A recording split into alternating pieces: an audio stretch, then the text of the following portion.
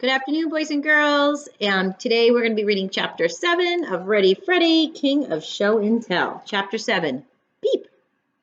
I was able to keep Winger a secret all weekend long, but now it was Monday morning and I had to find a way to get him to school. Today I was going to be the king of show and tell. I was going to have something better than Robbie, something that all the kids would think was really cool. I just had to figure out how to get Winger to school today without my mom finding out. I carefully put Winger in his box and ran downstairs for breakfast with the box hiding under my arm. "Oh, there you are," said my mom. "I thought you had fallen back asleep. You have to start getting up earlier, you know. There's an old saying that the early bird catches the worm." "Yeah," I laughed. "Robbie told me that once." "Well, what would you like to eat for breakfast?" "Peep?" What was that? What was what? Peep? That. It's a sound. It sounded like your box just peeped. Mom, I think you're going crazy. Boxes don't peep. "Well, I could have sworn I heard a bird chirping." "You did," Susie said. I glared at her and mouthed the words. "I thought we had a deal." "You heard the little blue jay that's right outside the window." "Thank you," I mouthed back. "Well, it sure sounded like it was just right here in this room," my mom said.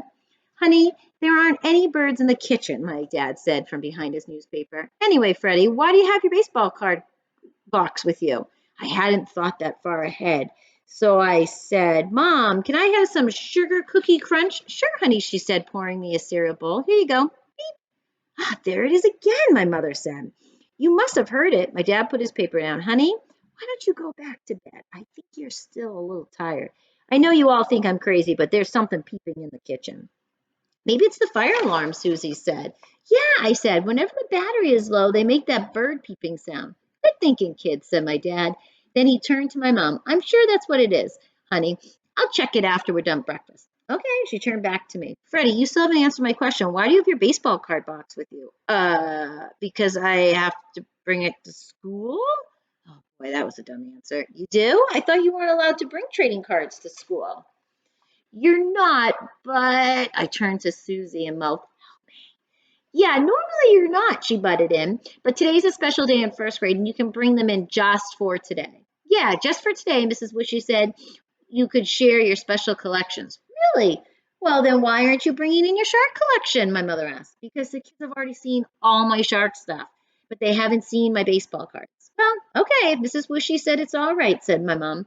"I just don't want you to lose them." "Oh, I won't," I said, hugging the box close. "I won't."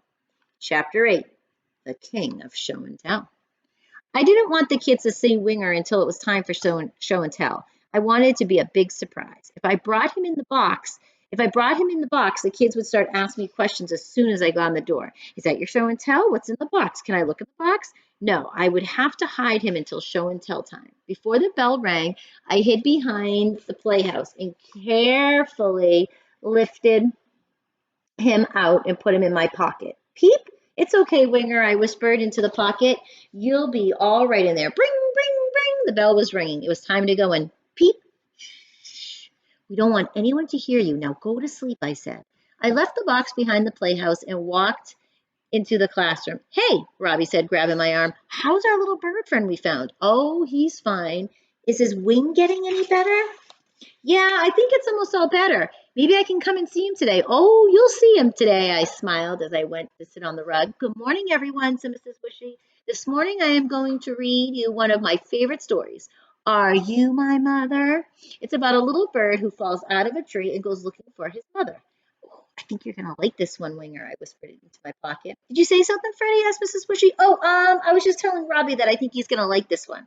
"Yes, but now I need you to zip your lips and be a good listener." Mrs. Wishy started to read. As she read, I put my hand in my pocket and rubbed Winger's head, hoping it would keep him quiet. "Are you my mother?" he said to the kitchen. "Peep." "Are you my mother?" he said to the hen. "Peep." Miss Wishy stopped reading. "Boys and girls, whoever is making that peeping sound needs to stop. I don't think it's funny." She continued. "Are you my mother?" he said to the dog. "Peep." "Max, is that you?" said Mrs. Wishy. "No," said Max, laughing. "I told you I didn't like it when you make noises when I'm trying to read." "It's not me." She continued. "Are you my mother?" he said to the cow. "Peep." "Max, that is enough. You are being rude and interrupting the class. Please go sit in a chair." But, Max stuttered. No buts. Go sit in the chair. You are in time out, said Mrs. Bushy. I really did not like Max Seller. He was always so mean to everyone. He was the biggest bully in the whole first grade. So I shouldn't really care that he was getting sent to a timeout for something he didn't do. He deserved it for all the other times he had done stuff to us and hadn't got caught, but I couldn't help myself. I still kind of felt bad for him. He was getting in trouble for something I did. It's not Max. Excuse me, said Mrs. Wishy. It's not Max, I said. He didn't do it. Well, then who did? I did. You did, said Mrs. Wishy. Well, not exactly. What are you talking about? Miss Wishy asked, exasperated. Actually, it was a bird, I said. Freddie, there are no birds in our classroom, and if you don't explain this to me in 1 minute, you're going to be in timeout too. I pulled Winger out of my pocket. Oh, he's so cute, said Jessie. Ew, he's all dirty and covered with germs. Get him away from me, said Chloe, jumping to her feet. Freddie, said Mrs. Bushy, why do you have a bird in your pocket? Please don't be mad, Mrs. Bushy, I said, beginning to sniffle. I just wanted to bring something really cool for show and tell, and I wanted it to be a surprise. Well, that certainly is a surprise. Can we hold it? Can we hold it? All the kids started asking. Freddie, I should be angry that you sneaked a bird into class and interrupted the story. Sorry, I snuffled harder as tears rolled down my cheeks. But I'm not. You're not? No, I'm actually proud of you that you stood up for Max. You were a good friend and you told the truth because you didn't want him to get a timeout for something he didn't do. Max and Mrs. Wishy, I think I owe you an apology. I'm very sorry. I should have believed you when you told me it wasn't you making that sound. Can I come back to the rug now, Mrs. Wishy? Max asked. I want to see Freddie's cool bird. Of course you can, Max. Freddie, would you like to come up and share your bird with the class? As I walked to the front of the room, I could hear kids' oohs and ahs in the chorus of, let me see, I want to see. I went to sit in the sharing chair, but today it wasn't just any old chair. It was a throne because today I was the king of show and tell. So he definitely finally got to be the king of show and tell. So, like I said in the Ready Freddy books, there's always shark facts in the back. There's usually some fun little riddles or games or something to do. Ooh, that one has a lot of fill-ins. This one has a maze, and it looks like somebody already did it in my house, which is okay. So we just finished Ready Freddy King of Show and Tell. So tomorrow we will start the next book, which is called, let's see, we did Two Trouble, Show and Tell. Oh, Homework Castle. That's another good one.